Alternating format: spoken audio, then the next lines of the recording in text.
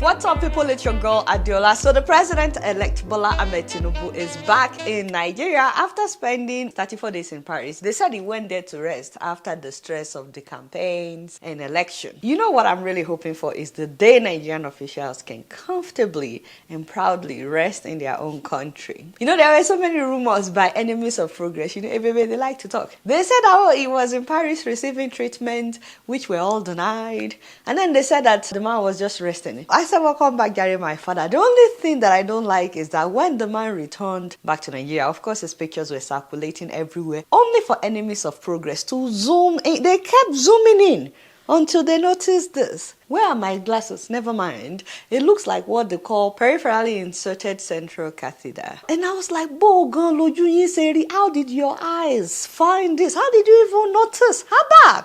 Now people have already started talking. You see, this is why I say that Nigerian officials should always declare their health status. It may not be something serious, you know, and this doesn't mean that he won't do well as president, but when you don't come out clean about your health status, people will make up anything. In any case, inauguration is next month, my people, May 29th. Meanwhile, Sudan is once again at war with itself. The military and the Rapid Support Forces, that's a paramilitary force formerly operated by the government of Sudan, and they've committed a lot of atrocities. Both of them are now fighting for power. The military has planes, so they're using the planes to blow up RSF bases. The RSF has weapons, they are blowing up planes. Both of them are also targeting the airport, and once again, civilians are caught in the midst of bomb explosions, most of which are happening at the capital, Khartoum. My heart goes out to the people of Sudan. I mean, we were all rejoicing with you when you ousted Omar al-Bashir in 2019. So many countries have been evacuating their citizens for days now. Shout out to the government of Kenya for evacuating their citizens days ago. The government of Uganda did the same thing. The first group of Kenyan evacuees from Sudan have landed in the country. The students traveled by road to South Sudan, where they boarded the military aircraft. The group was received by Defense Cabinet Secretary Adeola. On Sunday morning, 208 Ugandans boarded 4 buses and started a journey of 991 kilometers to Ethiopia to board an aircraft back home. The government of South Africa, once again, Nigerians are disappointed at how slow our government is whenever they need to evacuate citizens. It's not that they don't do it, but they are very slow. It's like we don't have a plan in place for when something like this happens. We wait for it to happen and then we start scratching our head. It shouldn't be like that. We're happy that finally they've begun the evacuation process. Nigeria to begin evacuation of citizens from Sudan using the Egyptian corridor. But really, we have to give it up to Nigeria, because even though it took them a long time to start the evacuation, Nigeria is the first country to evacuate like thousands of their citizens out of Sudan. In this video that you're watching, Nigeria literally rented 40 buses to take people from Sudan to Cairo, where they will board a plane. And so these are some of the students, some of the Nigerian workers that were in Sudan. And the government said that they paid $1.2 million to make this happen. So huge shout out to the Nigerian government for evacuating thousands at a time, and especially Madam Abike Dabiri. She's the chairman of Nigerians in Diaspora Commission. She's the one that organizes all these things, so we're really grateful for that. They're taking people from Khartoum in Sudan to Cairo in Egypt, where they will board a flight. Although the reason they're evacuating thousands is because of the high population of Nigerians in Sudan. Now, the shocking thing is hearing that Nigerians that were being evacuated got stranded in the middle of the Sahara Desert. The driver stopped. They refused to move for 4 to 5 hours in the middle of nowhere. The people were complaining because they had no money to buy food and they ran out of water and they were frustrated. We are stuck in this desert for 5 hours. Like, we don't know the situation we have. We don't have water. Our money has finished. Can you even imagine? And they said the vehicle drivers, they said they are not moving their bus. They said they are not moving their buses because they don't give them money. Apparently, the drivers said that they had not been paid and that they would not move until they get the balance of their money. See, if we talk about this now, they will say that we're about mouthing Nigeria. Nigeria about mouth itself. Like, I have never seen this happen in the process of evacuation. Already, people have been complaining that the $1.2 million is a lot of money just for bus transportation. If the $1.2 million is just for the 2,000 people, that means they spent at least $600 on each person to take a bus from Sudan to Cairo, Egypt. because Air Peace had announced that they're willing to airlift them for free from Cairo, Egypt to Nigeria. And then, of course, Madam Abikedabiri said her office is not the one in charge of funding. I can't talk about funding because we don't get funded for all this that we do. We just do our job. So you really have to ask the Ministry of Humanitarian Affairs and NEMA. The good thing is, after 4 to 5 hours, they were able to sort it out. I guess they paid the drivers their balance and they continued to move and they made it to Cairo, Egypt that night. But it was really dangerous for those people to be stranded in the middle of nowhere because a war is going on. Anything could happen. Now, according to Madam Abikedabiri, the government is trying to evacuate at least 5,500 Nigerian students and Nigerian workers in Khartoum. She also mentioned that there is at least 3 million Nigerians living in Sudan. Many of them are into business, so don't be surprised. Nigerians are everywhere. Also, thousands of Nigerian students prefer to go to school in Sudan. They have some really nice medical schools. They have Islamic studies and so much more. So don't be surprised that there are millions of Nigerians in Sudan. Now, what surprised me is the fact that some Nigerians tried to escape by road going through Ethiopia, which is a neighboring country, and Ethiopia refused to allow them to pass through its borders. Meanwhile, they allowed other countries to enter their country. I don't get it. I'm a Nigerian student studying in Khartoum, Sudan. As you all know, there is a war, terrible war happening in Khartoum, Sudan. We fled from Khartoum and we came to the border. And then the Ethiopian border, they told us they are not going to let us pass unless we have our visa to enter Ethiopia, and we don't have it. The Nigerian embassy in Sudan is really trying their best. We talked to them, they sent a letter for us. And then the people at the border said they are not going to let us pass unless it's a visa. What was that about? I mean, they knew that these students, these Nigerians, were running from a war zone, yet they were asking them for a visa. And by the way, Ethiopia is closer to Sudan than Egypt is, and so they have to go all the way to Cairo in Egypt before they could board a plane, and it's such a shame that Ethiopia would not let them come through their country. Also, huge shout out to Air Peace that announced that they were willing to airlift Nigerians. Huge shout out to them. No one goes to a country with the hope that a war will break out. Oh, just in case, so let me get a visa to neighboring countries so I can escape. No, nobody thinks about that.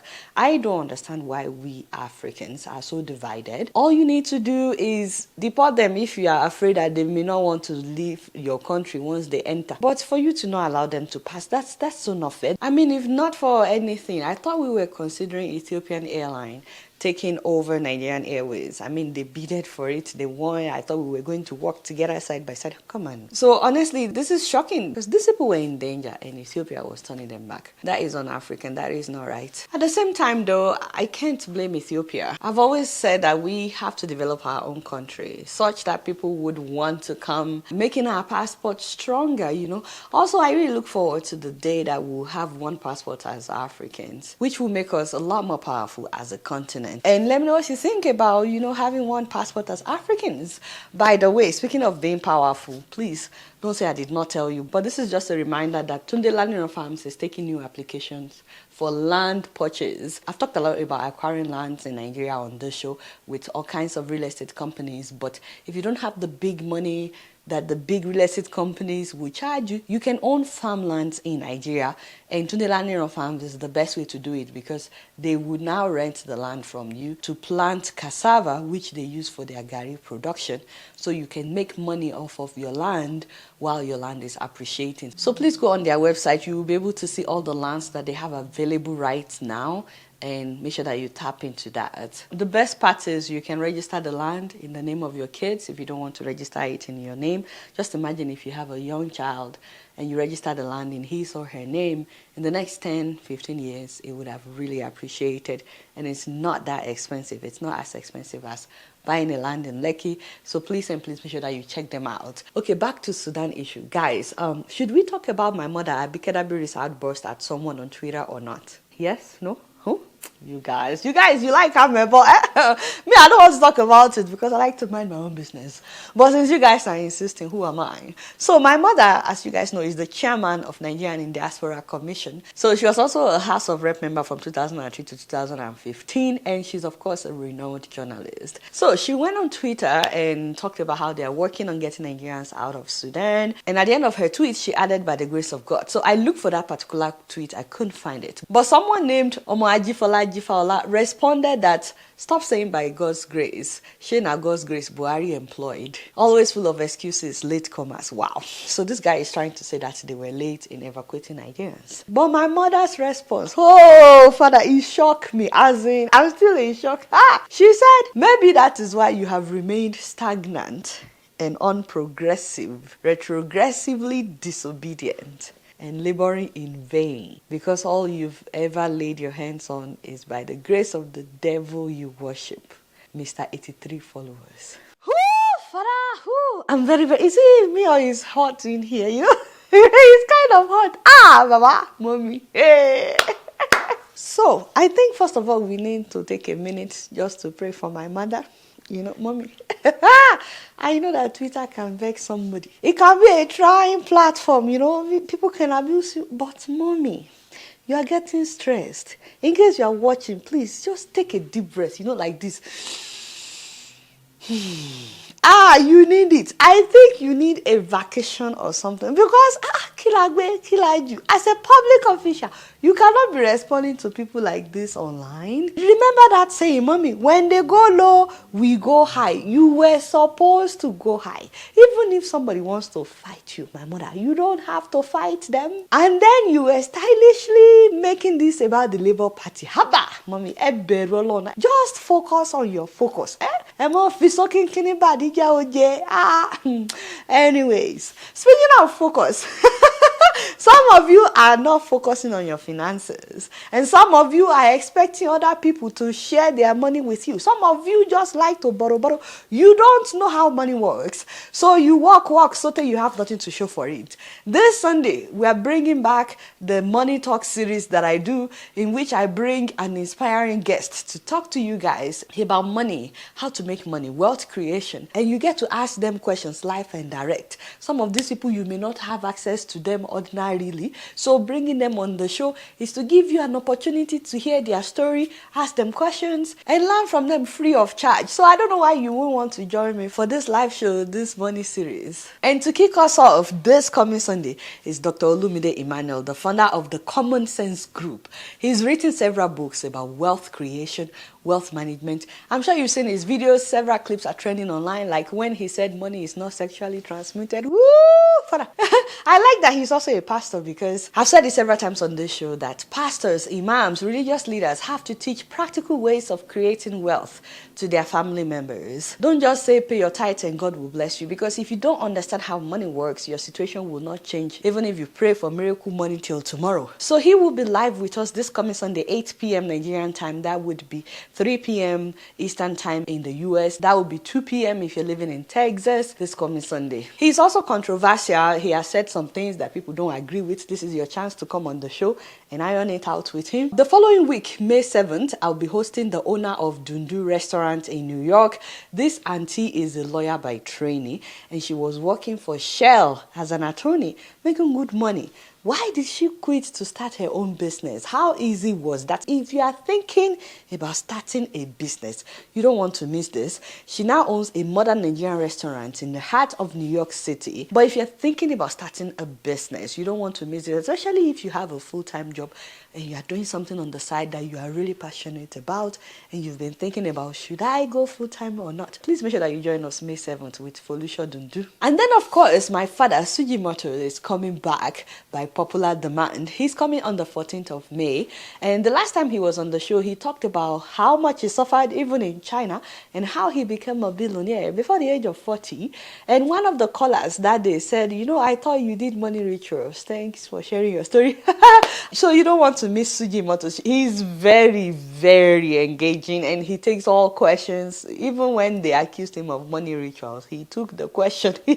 And if you guys remember, I once told you about a woman that started an Ogi business, that is pap, with just 200 naira in her kitchen, and how she became a multi-millionaire and how her company has now expanded to other countries. Ijeoma Udukwe. Whoo, Father, I'm so excited about this one. This woman will be joining us on the 21st of May, and you do not want to miss that. And then we will be bringing in the founder of Paya Business Schools, who is teaching companies how to package themselves. If you have a business idea, hey, Father, you don't want to miss this one. Even if it's just a side hustle, you don't want to miss that, because you can learn how to create your own website, how to have your own social media platforms. Your appearance goes a long way, your packaging and everything. Please make sure that you join the show on the 28th. That's just the lineup for the month of May. I'll be telling you about more guests. And I know that some of you are wondering, what about Grace Ofure? Is she not coming back? Well, this Friday, the 28th of April, is actually her 45th birthday, Oshe. And I know that she always brings you guys a deal on her birthday. So guess what? She will be coming on the show the day after her birthday. Not her birthday, but the day after. That is Saturday. It will be 9 p.m. in Nigeria. That will be 4 p.m. Eastern Time if you're living in New York. If you're living in Texas, that will be 3 p.m. Hopefully you guys can join us as we wish her happy birthday, happy 45th birthday, and also as she announces what deal she's bringing on for her 45th birthday. Happy birthday, Auntie Grace. I'm so proud of you. And speaking of birthday, happy birthday to Stella Damasos as well. She also turned 45. Please make sure that you check out her book, Mama It's a Girl. I'm yet to read it. Once I read it, I'll give you my review of the book, but please make sure that you check it out. All right, guys, did you click the thumbs up button yet? Ooh, I'm so excited about this money series, guys, because, you know, I love talking about money. All right, y'all, it's been real, and I'm keeping it right up in here. Don't forget to follow me on Facebook, Twitter, and Instagram. And if you're yet to subscribe to my channel, I'm watching you on Plasma TV. Press the subscribe button and the bell button. Until next time, I'm going to see you later. Peace out.